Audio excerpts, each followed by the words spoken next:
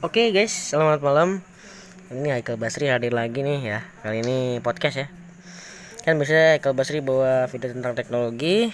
Kali ini podcast bakalan ngobrol-ngobrol nih sama saudara juga, temen ya, temen saudara lah, pokoknya dua-duanya gitu ya. Ya, di bukan video teknologi sini, ibaratnya sharing-sharing santai gitu ya. Jadi ini untuk teman-teman nih yang misalnya mau masuk pesantren gitu ya. Nah, kayak gimana sih pesantren itu rasanya? Nah, kita langsung aja ngobrol sama sama orangnya. Tapi sebelum kita lanjut ke podcastnya atau ke ya terserah teman-teman mau nyebutnya apa. Jangan lupa klik subscribe dan aktifkan lonceng notifikasinya. Dan sorry kalau emang perekamnya agak kurang jelas karena ini pakai perekam bawaan ya, nggak pakai perekam aplikasi lain. Oke guys, di sebelah ini namanya Sandia. Halo, perkenalin dulu teh, silakan. Halo, nama saya Sandia Widiasari, biasa dipanggil Sandia. Oke. Jadi gimana nih? Umur berapa umur? Umurnya baru 17 tahun. Baru bikin KTP ya? Baru kemarin. Baru kemarin. Nah, udah bisa nyoblos. Udah bisa nyoblos. Oke. Terus gimana nih teh masuk pesantren tahun berapa? Aku masuk pesantren tahun 2017. Itu udah 3 tahun. Nah, terus gimana sih ini kan orang tuh di pesantren tuh teh banyak yang bilang di pesantren tuh jenuh, di pesantren tuh bosen ya kayak di rumah atau nggak kayak di mana nggak bisa keluar gitu. Gimana sih teteh sendiri udah 3 tahun di pesantren gitu? Iya, emang sebelum masuk pesantren tuh seperti itu. Bayangan tuh udah pasti mumet, gak bisa keluar kemana-mana, hanya bisa ngaji, tapi nggak semuanya seperti itu. Karena tahu gak kebahagiaan santri itu apa? Apa tuh? Ketika libur ngaji. Nah, kalau di pesantren tuh ada gak sih teh yang pengalaman lucu gitu? Ada murid-murid yang keluar bandel gitu, ada gak sih? Ada aja. Ada aja gitu ya. Kan kalau misalnya santri semuanya baik, kayaknya nggak ada kerjaan banget apa seksi keamanan buat ngebantu ngelanggar yang nantinya dicatat-catetin gitu. Ada nggak tuh teh yang sampai main ke warnet? Ada. Nanti kalau misalnya ada yang main ke warnet, dia tuh pakai papan pioleter. Waduh. Nanti papan pioleternya itu dituliskan, nah, saya suka warnet gitu. Nah, menurut teteh nih orang-orang yang anak-anak yang dipaksa sama orang tua yang masuk pesantren itu sebenarnya sikap yang bagus dari orang tuanya atau pemaksaan teh ke anaknya gitu? Ini sikap yang bagus buat kedua orang tua, buat si anaknya, karena paling 1 minggu 2 minggu aja dia ngerasa tersiksa, tapi selebihnya dia lebih nyaman di pondok. Serius banyak banget testingnya ya. Jadi kayak orang-orang yang tadinya mau pada pesantren terus nggak mau karena dipaksa sama orang tuanya, itu paling 1 bulan doang ngerasa jenuhnya di pesantren. Karena dia udah ngejalanin waktu yang banyak banget cerita sama teman-temannya, jadi asik gitu.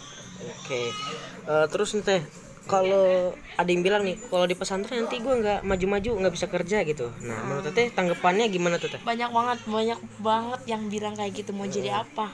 Banyak sekarang kiai, nah nggak semuanya lulusan pesantren terus jadi kiai ya. Banyak banget kali jebolan-jebolan di pesantren, bahkan kayak produser dari Net TV itu lulusan pesantren. Meskipun emang bukan pesantren saya, tapi pesantren keluarnya dari pesantren. Iya, pokoknya dari lulusan pesantren gitu ya bisa sukses ya teh ya gitu ya. Oke deh teh.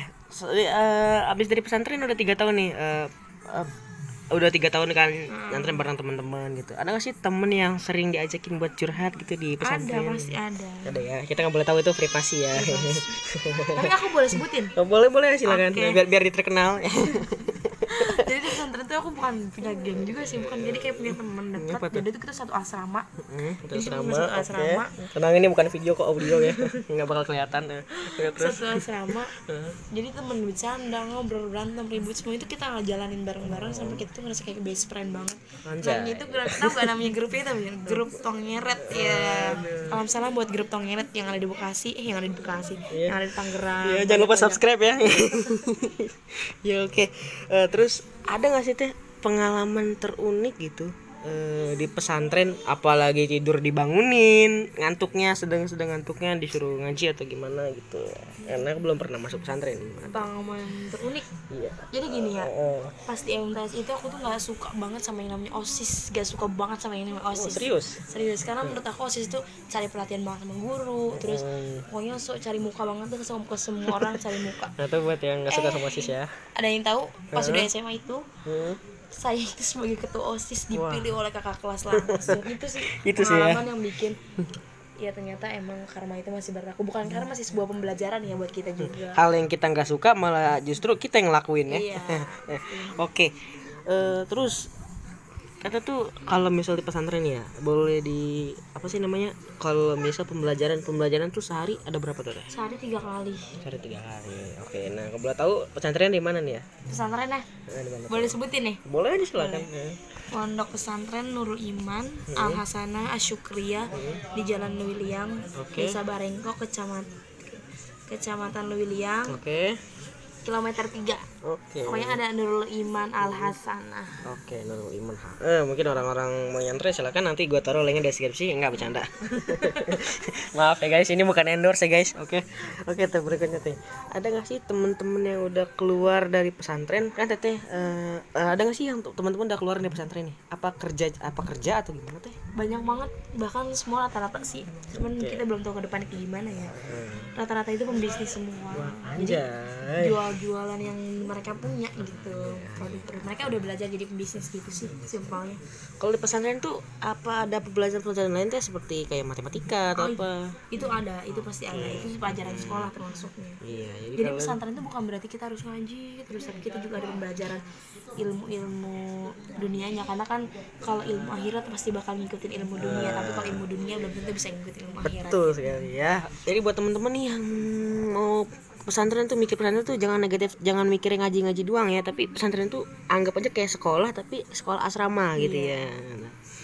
Oke, berikutnya nih sekarang kerja atau gimana teh sekarang? Sekarang gimana nih kalau misalnya ngajar itu disebut kerja atau gimana sih? Krim. Apa capluk? Sate. Kayaknya kerja ya, cuman kerjanya itu sambil mengamalkan ilmu gitu ya. Ya pokoknya guru lah gitu ya teh ya. Oke. Ini kita ngomongin soal apa, finansialnya atau gaji ya. Pertama masuk tuh emang teteh ngelamar kerja atau gimana tuh? Oh, kalau nggak gitu nggak, semuanya pasti dicari sama orang. Kalau guru private itu pasti cari sama orang. Terus untuk soal gaji, karena ilmu itu yang penting gini sistemnya. Kalau aku, yang penting dia mau belajar, dia semangat belajar, pasti dia boleh. Tapi nggak dibatas, mau dia mau ngasih berapapun itu nggak dibatas. Oke teh. Pertama kali ngajar itu di apa namanya kan, nah pertama kali kerja pasti ada negosiasi gitu ya.